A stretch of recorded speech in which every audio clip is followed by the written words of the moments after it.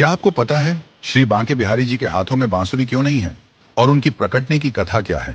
तो आइए जानते हैं। श्री बांके बिहारी जी का प्राकट्य मार्गशीर्ष मास की शुक्ल पंचमी तिथि को बड़े धूमधाम से मनाया जाता है। वे स्वामी हरिदास जी के माध्यम से प्रकट हुए थे। स्वामी हरिदास जी, जो प्रसिद्ध संगीतज्ञ तानसेन के गुरु थे, अपनी मधुर आवाज से श्री कृष्ण के हृदय को आकर्षित करने में सफल हुए।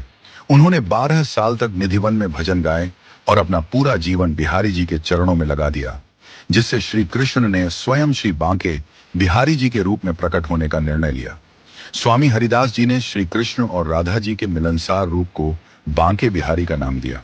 स्वामी हरिदास जी के गुरु स्वामी विशुद्धानंद देव जी ने स्वामी हरिदास को पहचान लिया था और कहा था कि वे राधा जी की प्रिय सखी ललिता का अवतार हैं।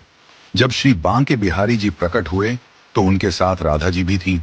राधा जी ने स्वामी हरिदास से कहा कि वह उनकी सेवा करें, लेकिन स्वामी हरिदास जी का शरीर वृद्ध था और वह दोनों की सेवा एक साथ नहीं कर सकते थे।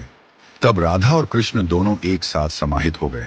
इसके बाद स्वामी हरिदास जी ने एक आकार में सेवा करने की विधि की शुरुआत की। अब बात करते हैं कि श्री बांके बिहारी जी के हाथ में बांसुरी क्यों नहीं है। इसके पीछे कारण यह है कि स्वामी हरिदास जी ने उन्हें एक बालक रूप में देखा और ये सोचा कि अगर श्री कृष्ण दिन भर बांसुरी बजाएंगे तो थक जाएंगे। इसलिए श्री बांके बिहारी जी केवल शरद पूर्णिमा के दिन ही बांसुरी धारण करते हैं। एक और रोचक तथ्य यह है कि बांके बिहारी जी के मंदिर में मंगला आरती नहीं होती। सामान्यतः भगवान के मंदिरों में सुबह सुबह मंगला आरती होती है, लेकिन बांके बिहारी जी के मंदिर में उन्हें जल्दी नहीं उठाया जाता। यह कहा जाता है कि रात को रासलीला करने के बाद भगवान को विश्राम दिया जाता है और इसलिए उन्हें सुबह जल्दी नहीं उठाया जाता। केवल जन्माष्टमी पर उनकी मंगला आरती की जाती है। आपने देखा होगा कि श्री बांके बिहारी जी का रूप त्रिभंग होता है, जिसका अर्थ है कि उनका शरीर कमर से टेढ़ा और चरणों से मुड़ा होता है। बांके का अर्थ है टेढ़ा और बिहारी का अर्थ है आनंद देने वाला। उनकी मूर्ति में एक विशेष आकर्षण होता है और इसे देखने के लिए भक्त बड़ी श्रद्धा से आते हैं। अक्षय तृतीया के दिन ही भक्तों को श्री बांके बिहारी जी के चरण कमलों के दर्शन होते हैं।